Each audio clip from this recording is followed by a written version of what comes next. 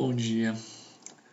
Como vocês sabem, eu faço uma série de versículos sobre um tema específico da Bíblia. Hoje eu vou citar só um capítulo e falar sobre o amor, né? Nos outros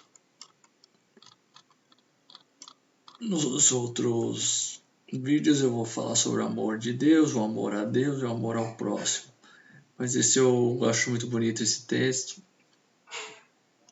E acho que ele por si só dá muita coisa para nós meditarmos. No caso, o tema é a carta de Apóstolo aos Coríntios, 1 Coríntios 13. Se chama Hino ao Amor Cristão. Eu poderia falar todas as línguas que são faladas na terra e até no céu, mas se não tivesse amor, as minhas palavras seriam como o som de um gongo ou como o barulho de um sino. Poderia ter o dom de anunciar a mensagem de Deus, ter todo o conhecimento, entender todos os segredos e ter tanta fé que até poderia tirar as montanhas do seu lugar, mas se não tivesse amor eu não seria nada. Poderia dar tudo o que tenho, até mesmo entregar o meu corpo para ser queimado, mas se não tivesse amor, isso não me adiantaria nada. Quem ama é paciente e bondoso. Quem ama não é ciumento, nem orgulhoso, nem vaidoso. Quem ama não é grosseiro nem egoísta. Não fica irritado nem guarda mágoas. Quem ama não fica alegre quando alguém faz uma coisa errada, mas se alegra quando alguém faz o que é certo. Quem ama nunca desiste, porém suporta tudo com fé, esperança e paciência. O amor é eterno. Existem mensagens espirituais, porém elas durarão pouco. Existe o dom de falar em línguas estranhas, mas acabará logo. Existe o conhecimento, mas também terminará. Pois nossos dons de conhecimento e nossas mensagens espirituais são imperfeitos.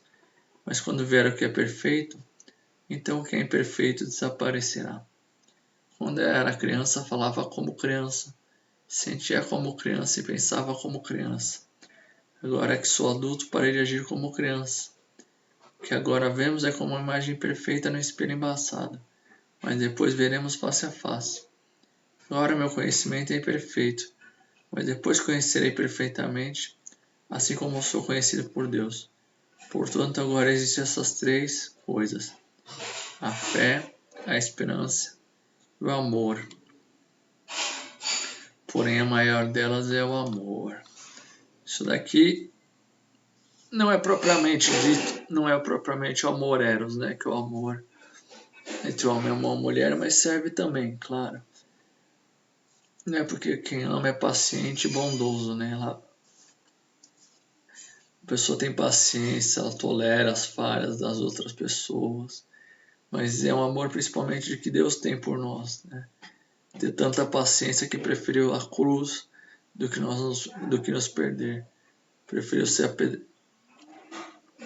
espancado, cuspido, maltratado, sangrado, pés pregados numa cruz de madeira e seu sangue derramado até a morte.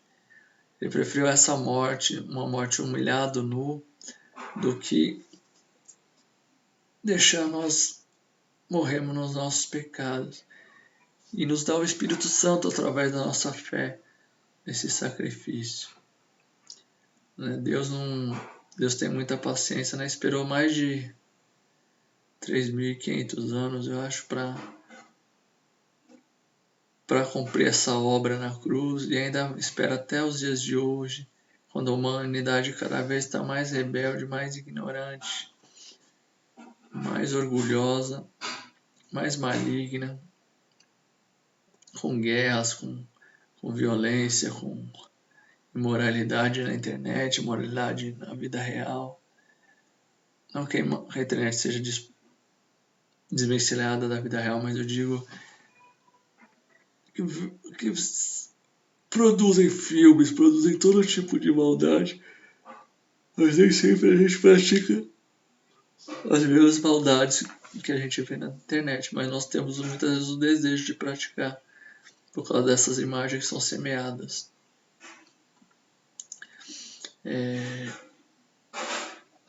Mas não é o tema de hoje, né? Hoje o tema é o amor, né? Quem ama não é grosseiro, né? Ela não fala com rispidez, não trata as pessoas como pessoas inferiores. Ela não fica irritada com pouca coisa, nem fica guardando mágoa, ela perdoa. Pois eu preciso fazer o versículo na parte de perdão, né? Porque muitas pessoas falam assim, perdoa tal pessoa, mas ela aqui ou ali, né? A pessoa, na verdade, não perdoa nada, né? Ela não perdoa de coração. Ela tá guardando mágoa e tá separando essa pessoa da convivência. Tem claras situações que nós devemos dar distância. Por exemplo, uma pessoa que pode ter tentado nos matar ou nos agredido e você vê que a pessoa é um pouco estável, é bom dar um pouco de distância, é claro, né? Ou nos magoou profundamente, até nós sermos completamente curados, é necessário um tempo, né? Mas, mas o perdão verdadeiro perdoa todos esses tipos de circunstâncias. Eu não digo no caso de um homem que maltrata uma mulher a ponto de violentar, de espancar a mulher, que a mulher deve perdoar e ficar por perto, né? Ela está correndo risco de vida. E se a pessoa não mudou ainda, é melhor afastar, é claro.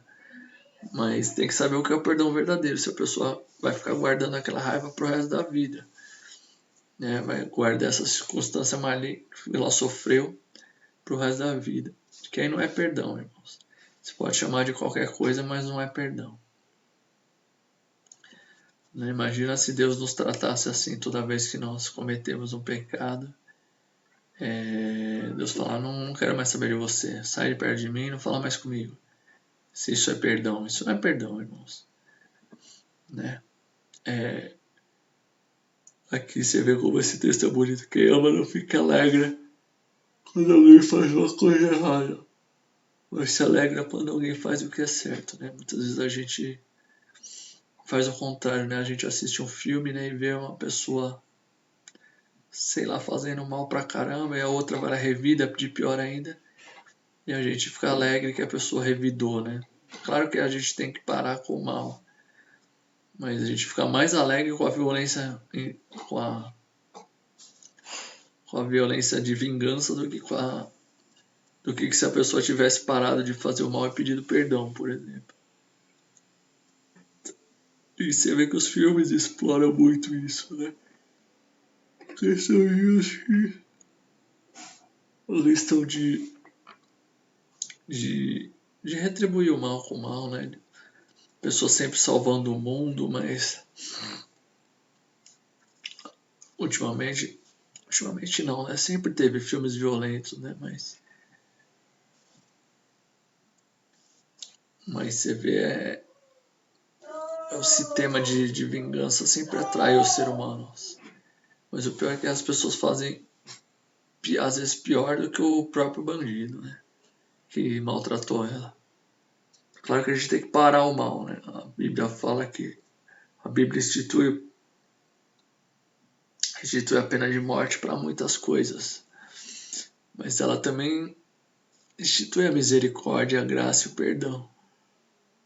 É que tem coisas que é mais pro Velho Testamento, né? Lá, cara, no Velho Testamento que os judeus tinham a liberdade de aplicar a pena de morte. Mas no Novo Testamento nós devemos amar, né? Acima de tudo, perdoar, mas não deixar que o mal prolifere também, né? Permitir que a justiça, as autoridades que sempre, e outra coisa, sempre são as autoridades que aplicavam a pena de morte, né? Não era a gente por nós mesmos. Nosso dever é perdoar, irmãos, por mais difícil que seja.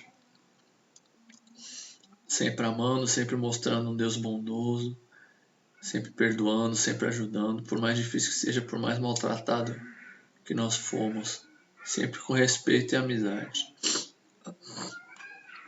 Principalmente para as pessoas mais próximas de nós, né? Que são as pessoas que muitas vezes nos ferem mais por nós esperamos mais amor delas e muitas vezes elas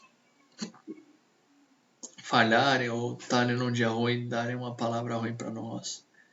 E é isso. Que Deus nos ensine a amar verdadeiramente. Um amor de renúncia, né? De abençoar, de ajudar, de fortalecer, de perdoar, porque não tem nada que nós passamos pela mão de pessoas, porque nós devemos pensar assim, nós também fizemos mal para as pessoas. Por isso que nós temos dever de perdoar. Jesus ensina de vários exemplos que nós temos uma dívida impagável, que é o pecado, né? Diante de Deus, e por isso nós temos o dever de perdoar. Eu falo de amor e perdão muito próximo, porque o amor ele perdoa. Se você tem dificuldade de perdoar, é capaz de você não ser cristão ainda, né? Ou Deus não ter trabalhado certas áreas da sua vida ainda. Né? É difícil julgar uma pessoa que é cristã ou não, mas pelos frutos conhecereis, né? Pelos frutos, né? Pela vida, pela integridade. Nós conheceremos quem é cristão de verdade, não só da boca para fora, né? Que Deus abençoe e ensine-nos a amar, que é o maior dom, né? Não adianta nada a gente fazer grandes coisas para Deus e deixar de amar o próximo.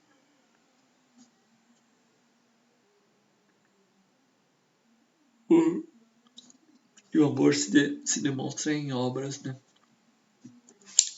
Por exemplo, compartilhar o pão com uma pessoa que você vê que está passando por dificuldade. Muitas vezes uma pessoa de rua, uma pessoa... É claro que tem as pessoas que não querem trabalhar e estão nessa vida aproveitando, né? Mas mesmo assim nós devemos ajudar, né? A gente, pelo menos, dar uma palavra para a pessoa. Se você acha que a pessoa está usando de má fé. Mas Deus sabe que usa as coisas, né? Se você acha que a pessoa vai usar para droga, então você não dá o dinheiro, você dá o alimento. Enfim. Foi essa ajuda para Deus, discernimento, que Ele vai te falar exatamente o que você precisa fazer. Que Deus abençoe em nome de Jesus. Amém.